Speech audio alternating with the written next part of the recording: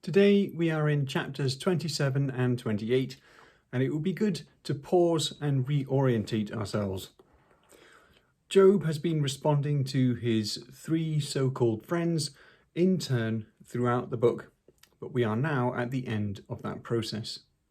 Eliphaz spoke first, to whom Job responded, then Bildad, then Job, then Zohar, then Job. This sequence occurs 3 times. Bildad, the middle in the sequence, said his final piece in chapter 25, which was short. Job began his response in chapter 26, and he will keep speaking through these 2 chapters and all the way to the end of chapter 31, where it will say, "The words of Job are ended."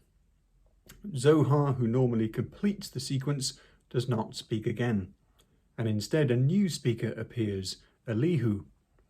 He will keep speaking continuously from chapter 32 to the end of chapter 37. And then in chapter 38, God speaks. So although Job will reply briefly to God a couple of times, it is in humble acknowledgement and is not a new speech. Where we are now is Job's final speech. He begins in verses 1 to 6 with a resolute declaration of his righteousness. He swears by God, even by the God who has taken away his right and has made his life bitter, that he will not utter a lie and agree with his friends that he has deserved all this. Indeed, he says in verse 6, "I hold fast my righteousness and will not let it go. My heart does not reproach me for any of my days." Job, of course, does not mean he is sinless, for he knows a mortal cannot be so. But he has led what the Bible would call a blameless life. That is, he has not oppressed the poor or cheated anyone. He has spoken and acted for justice, not accepted bribes or shown partiality, and he was well respected for his wisdom. This is what his friends deny on the basis of his suffering. But Job clings to and defends his righteousness, not because he is stubborn, but because this is right and true, and to accept their condemnation would also be, in a way, to condemn God. Job, of course, does think God has wronged him and denied him justice, but he understands the way of the world better than they do, and he knows that things, quite apart from his own suffering, are not as clear-cut as they think they are. The rest of chapter 7 from verses 7 to 23 are unusual coming from Job. It is a much more typical statement of the fate of the wicked which you would find elsewhere in the wisdom literature and Psalms. In fact, some scholars think that, apart from verses 11 and 12, this is not a speech of Job, but is part of the missing third speech of Zohar.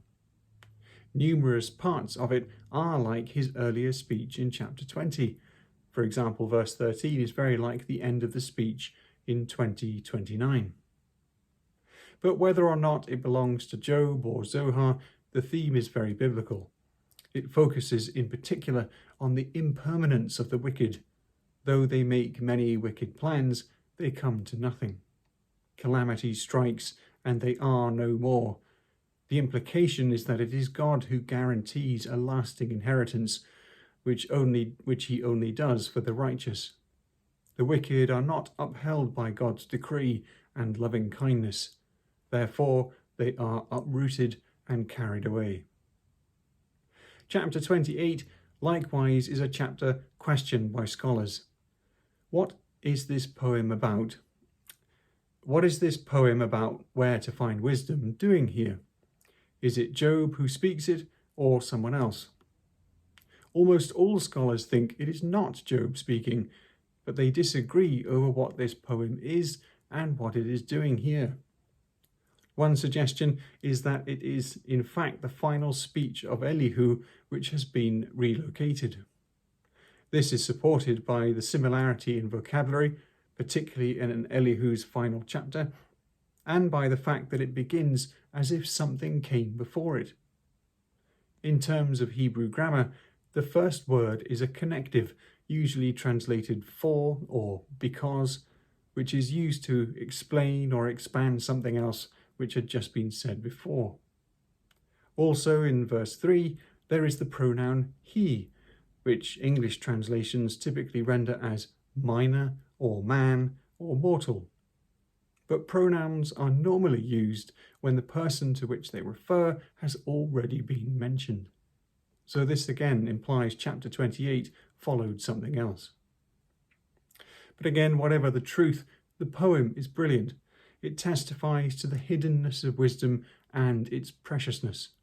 The only way to find it is to fear the Lord, as he is the only one who knows where it is. It is not found in the land of the living, and all the secret places confess they also don't know. The deep has no idea. Death and Abaddon, the underworld, have only heard a rumour but otherwise do not know. The first 11 verses of the poem tell of someone searching through the depths of the earth like a miner looking for precious gems. You are kept guessing what the point of this is until verse 12, where the question is finally asked, but where shall wisdom be found? And where is the place of understanding? And now the imagery makes sense, which has been wonderfully deployed.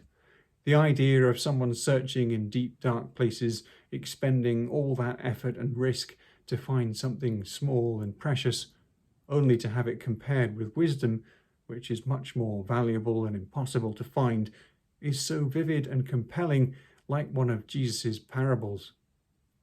But nevertheless, wisdom is by contrast easy to find. It is found in fearing God and shunning evil. How many today and over the centuries have searched for wisdom, meaning and purpose in all sorts of places, when it was with God all along?